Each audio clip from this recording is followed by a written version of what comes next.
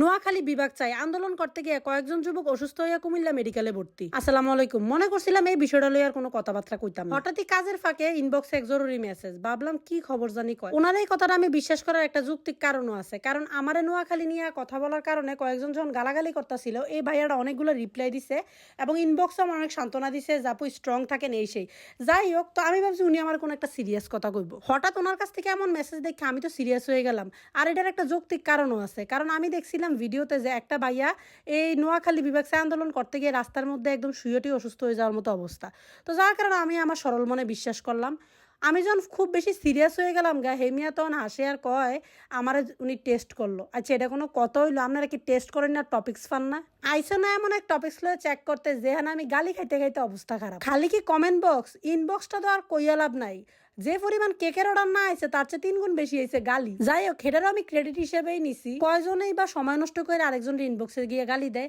আমি তো product order করতে গেলে যদি কেউ ইনবক্সে আর আমার কাছে অসহ্য লাগে, আমি আর সেটা অর্ডারই করি। যদিও আমার কেকের বিষয়টা একটু ভিন্ন, এটা তো আপনারা ইনবক্সে না আইলে অর্ডার করতেন পারতেন না, এটাই স্বাভাবিক। যাই হোক, বাইয়ের মজা আর করেন না। পরে এরম ভিডিও দিলে এতরা বুঝুক আর না বুঝুক আবালের মতো গাইলে তাই পড়বো। প্রথম ভিডিও তো তারা সেম কাহিনী করছিল, কইছিলাম ভালোবাসার কথা, হ্যাঁ তারা না বুঝছে আমার গালাগালি করে দিছিল। এই জিদ্দে ইচ্ছা মতো ভিডিও সার্চ। যাই হোক, সত্যি কথা কইতে আমি এই টপিকসটার থেকে সইরা ইয়া অন্য কাজে মনোযোগ দিতে চাইছিলাম, কারণ আমার মধ্যে একটা আশ্বাস আয়া পড়ছে যে ইনশাআল্লাহ কুমিল্লা নামে বিভাগ বেড়া নিয়ে সই না কইরা কাজে মনোযোগ দেয়। কিন্তু আপনারা লিগ আসলে পারতাম নাও।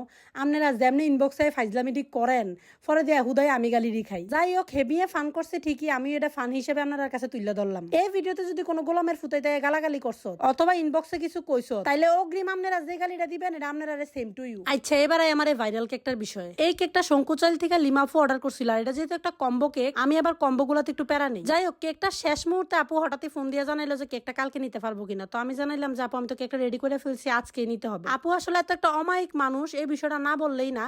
উনি শঙ্কুচাইলের বদলে এটা উনি ইমার্জেন্সি ভাবে কুমিল্লা কান্দিরপাড় থেকে নিয়ে নিছে। উল্টা ডেলিভারি ম্যান যখন এক্সট্রা চার্জটা ফেরত দিতে চায়, উনি নেয় নাই। এতে ডেলিভারি ম্যান তো ওনার উপর অনেক খুশি হয়ে গেছে, কইতেছে এমন মানুষ নাকি পাওয়াই যায় না।